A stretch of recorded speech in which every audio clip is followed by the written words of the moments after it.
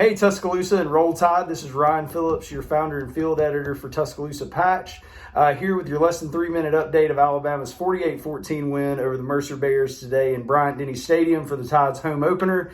It was a really exciting atmosphere. The crowd was packed at Bryant-Denny for the first time since the beginning of the pandemic. I'm sure downtown is rocking right now. So let's go ahead and get you started. We'll run you through these big storylines we're watching. That the Tide got 425 yards of total offense on the night. It was a quiet offensive performance, kind of sluggish out the gate. But I think it was really important to note is they held Mercer to 35 total yards in the first half.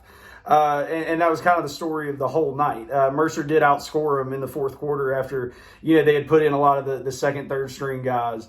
But the defense really dictated the tone. They got the first points of the game, or the special teams got the first points of the game, I should say, when Chris Braswell blocked a punt that was returned by Jace McClellan, who also had a rushing touchdown later in the game. So that was neat to get to see him kind of doing big things on different sides of the ball.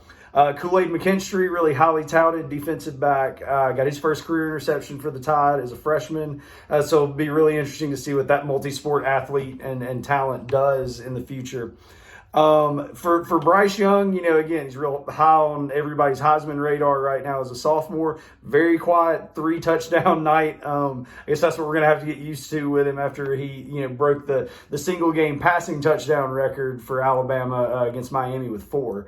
But they started off sluggish, a little lethargic, and that kind of goes back to everything that Coach Saban had talked about at the beginning of the week. That it didn't seem like the team was really firing on all cylinders in practice. Will Anderson, that was another big storyline, went down with an injury in the second half. I had a lot of different speculation about him going into the medical tent, going into the locker room. Aaron Suttles for The Athletic, I saw he tweeted that officials don't think the injury is that serious.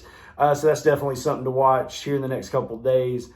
Kicker Will Reichert, that was another big one, had his field goal streak broken in this game, sadly. But he still went 2 for 3, hit from 30 and 40 yards out, was perfect on extra points. So it's still, a lot to be excited about in that position for Tide fans compared to years past.